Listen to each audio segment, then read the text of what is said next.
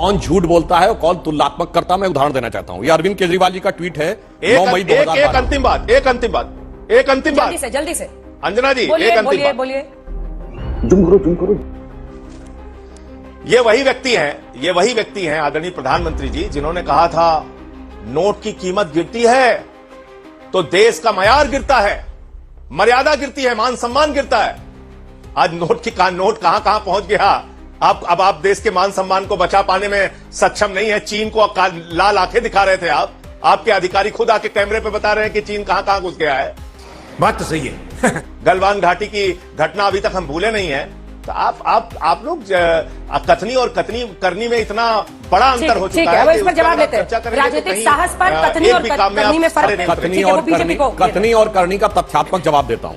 केजरीवाल जी का ट्वीट है मई 2012 का। हमारे पास शरद पवार जी का स्विस बैंक का अकाउंट नंबर है जो जल्द ही सार्वजनिक किया जाएगा। मैं तो हैरान हूं देखकर कि ये मेरे वर्ड नहीं है, उनके वर्ड है, जिस बेईमान आदमी को जेल में होना चाहिए वो आज इतना बड़ा नेता बनकर बैठा है। फिर केजरीवाल जी का ट्वीट है 25 मई 2023 को, दिल्ली के लोगों को उनका हक दिलाने के लिए आदरणीय शरद पवार जी से आज मिलने जा रहा हूं। कथनी और करनी बहुत सोच के बोलनी चाहिए और आदरणीय प्रधानमंत्री जी के लिए आप जो बोलने का प्रयास कर रहे हैं, मैं आपको बताना चाहता हूं, आम आदमी पार्टी को ऐसी ओछी और बेकार की बातें नहीं करनी चाहिए। 8400 करोड़ रुपए का कौन सा प्लेन है बताइए? अभी बता दे। मैं बताना चाहता हूं, भारत का प्रधानमंत्री का वो आधिकारिक आवास है 7 लोक कल्याण मार्ग। वहीं मोदी जी रह रहे हैं, वहीं मनमोहन सिंह जी रहते थे, उससे पहले वहीं वाजपेयी जी रहते थे, वहीं देवगौड़ा जी, वहीं गुजरात जी, वहीं पर नरसिम्हा राव जी, और उससे पहले चंद्रशेखर जी, वीपी सिंह जी, और जहां तक हमें बचपन का जिस जमाने से याद है राजीव गांधी जी वहां रहे। और भारत का प्रधानमंत्री इस समय दुनिया के सबसे शक्तिशाली देशों में से एक है और न्यूक्लियर फ्लैश पॉइंट पे है। आप क्या बात करने का प्रयास करते हैं? क्या बात कर रहे हैं?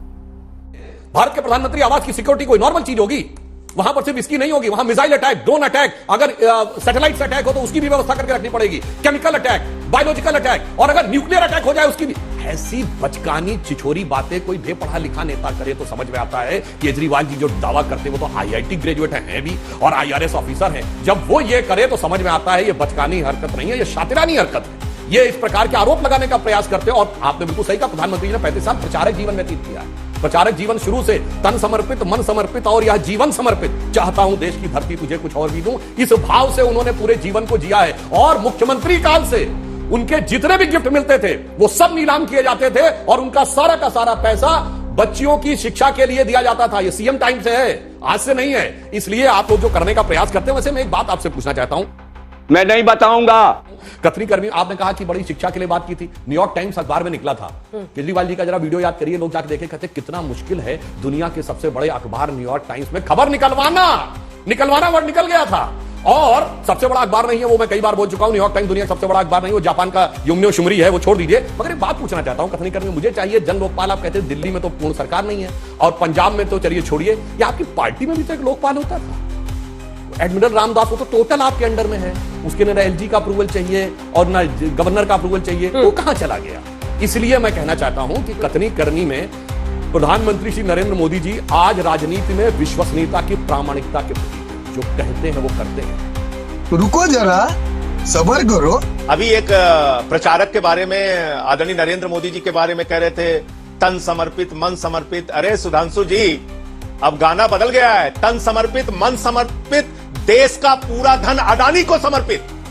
ये बड़ी अच्छी बात कही आप। आकाश में चले जाओ, जहाज अडानी को, एयरपोर्ट अडानी को। पाताल में चले जाओ, कोयला अडानी को, गैस अडानी को। जमीन पे आ जाओ, सड़क अडानी को, बिजली अडानी को, पानी अडानी को। पूरे देश का लाखों करोड़ का धन अपने दोस्त अडानी को समर्पित कर दिया है मोदी जी ने।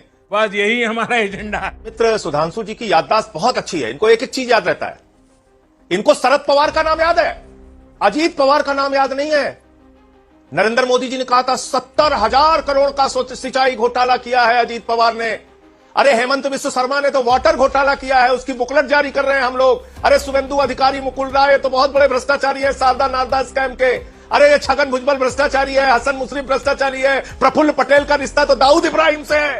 बंद करो, हाथ जोड़ के मैं मोदी साहब से गुजारिश करता हूं।